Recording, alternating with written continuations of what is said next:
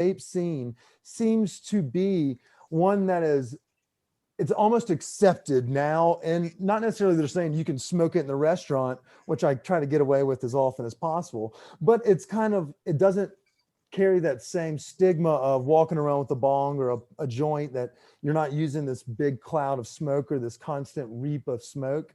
I think the vape cartridge and the edible are the two things that the average parent wants most.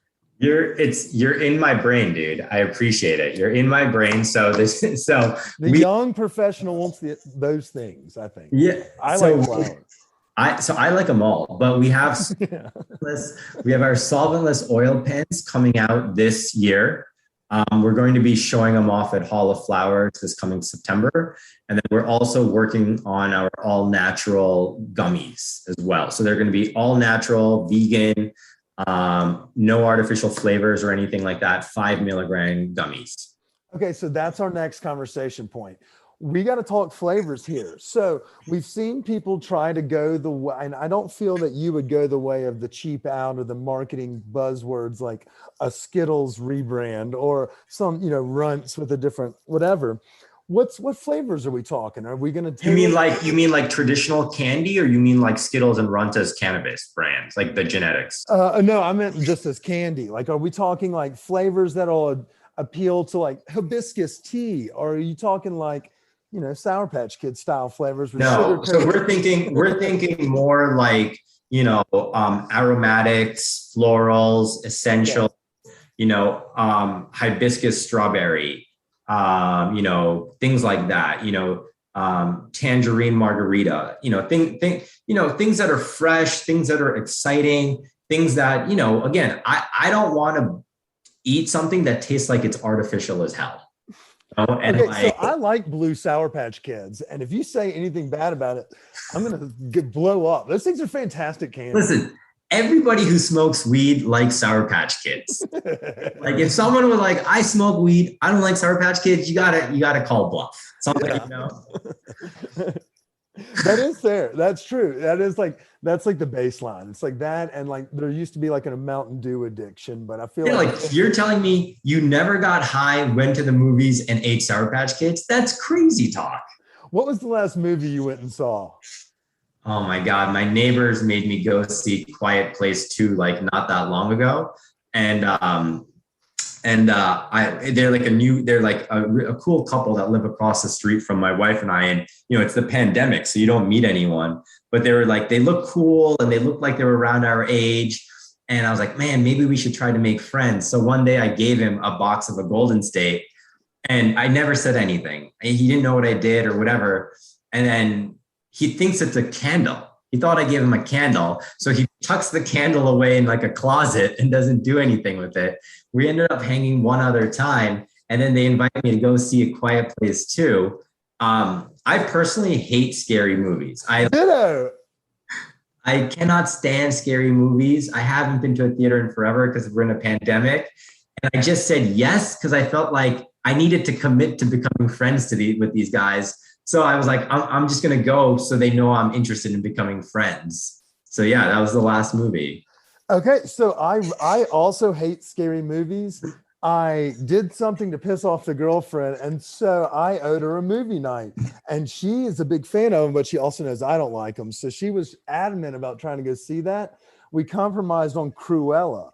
But getting high and going to the movies, it's been forever since I've gone as well. I had a lot of fun. I didn't have to see a scary movie, but I kind of enjoyed it. So, it's amazing. Wait, was Cruella any good? So it actually was I enjoyed it because it reminds me a little bit of like that punk age, like Berlin or London, where it was like leather jeans and punk rock. So the music that went along with it was really fun. It reminded me of that movie with Charlize Theron not too long ago. I can't remember which one that one was called. But I liked it. I thought it had a good soundtrack. It got away from the premise of her trying to be a dog murderer very easily. So you didn't really root against her very hard. And it wasn't too like corny. Like you could take a 13-year-old, but maybe don't take a 9-year-old. Like there's premise points and things. So look at that. You're already so fatherly. Oh yeah, I mean, I was just trying to give insight to anyone that was listening. But yeah, looking out for the kids because we all watched 101 Dalmatians. But yeah, so I enjoyed getting high on the movies. It had been forever for me as well. So when he said that, it made me wonder. Yeah, no, it was awesome. I mean, Did you tell him it was weed, by the way, on his oh schedule? yeah, we've got, so they're cool. They're both record executives. So we all ended up getting high together, which was super fun and Okay. just deep into the music conversation. So did you see it like on a mantle and you're like, Well, when we hung out, I was like, "Hey, so did you guys use that thing I gave you?" And they were like, "Oh yeah, the candle." I was like, "It's not a candle; it's a jar of weed."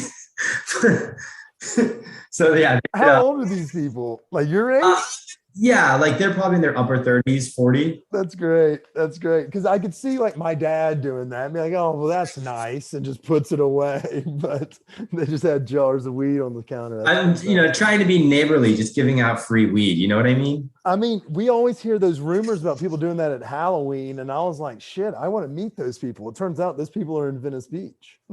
There's people handing out all types of things in Venice Beach, but I certainly am handing out jars of weed if you see me, for sure. Well, I mean, let's talk a little bit more about the weed. So yeah, we're smoking the woods, but you have a very wide product line. So the caramel apple was a big hit with my friends last time. Shout out to Ben Owens for joining me for a smoke sesh and Emily McCarter. But now you've sent me some Snow Dream and then a little bit of this lava flower. That's the smells coming off of this one. I mean, are pungent. Whew, I love it. It's sexy. So, I mean, how many do y'all have in operation? Like 5 or 6 strains that y'all No. So regular? yeah, it depends, man. Like right now, we probably have 9 to 10 strains out. Okay. Doesn't mean that every dispensary has every strain. Yeah. Mean that every strain is available in every part of the state, but they're all being harvested. And it's funny. I'm sure it's similar in Colorado. You see preferences, right? What's in San Diego may not be as hot as what's in Oakland, which is different than what's at the beach here in LA. Versus, there definitely is that type of flavor palette difference. Yeah. But yeah, at any given time, we have between 9 to 10, and then we have anywhere between 3 to 5 strains in like R&D, because again, we're cultivators at heart and we're always trying to drop the newest exotic. What's on your pheno hunt right now? What are you saying? What's in your pheno hunt right now? There's a couple interesting things, man.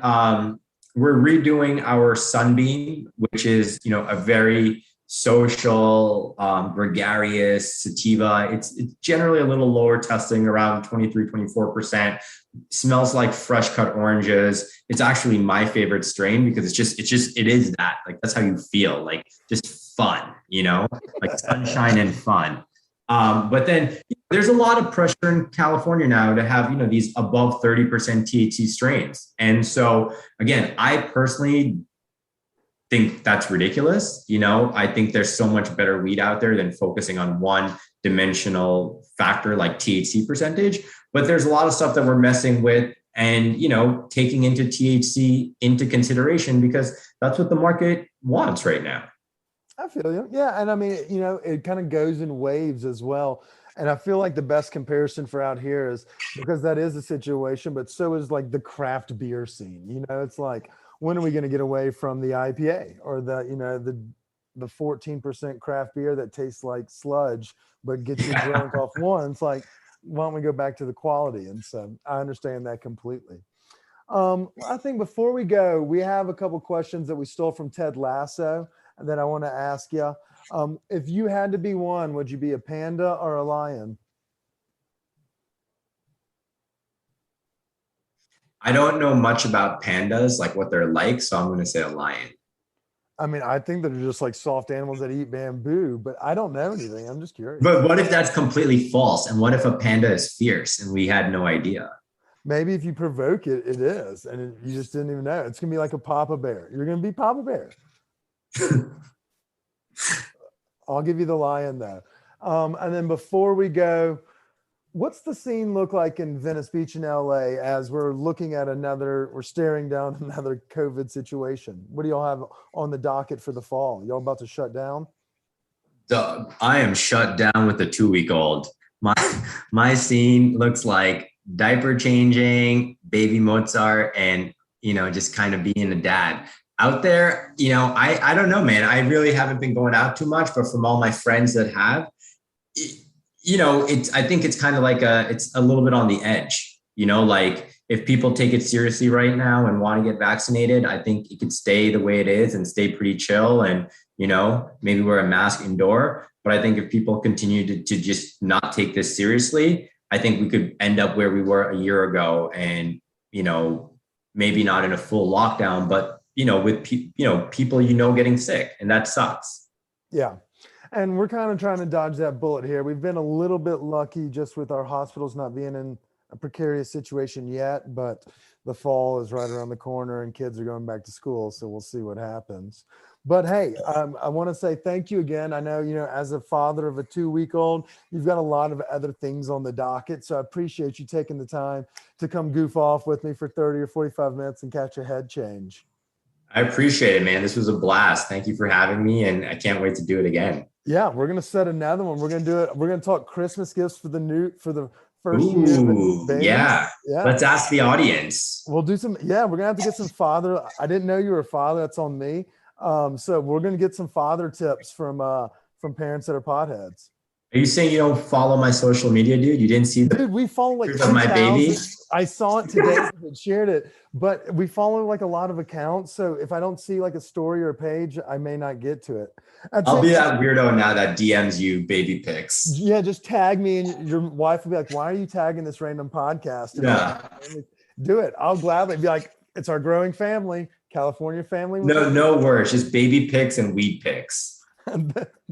I can't wait. I got to get you in contact with my buddy, Jamie Grayson. He's a baby expert. He knows everything about it. So I'll link y'all together on social media. Cool. Thanks, buddy. Hey, thank you for joining me. And Shanil, I appreciate you so much for setting this all up. I appreciate you for kind of being helpful in all ways, as well as for making sure everything arrives safely. So thank you so much. Yeah, of course. It's always a pleasure working with you. Glad we were able to get you guys together. Yes, ma'am. We're going to do this.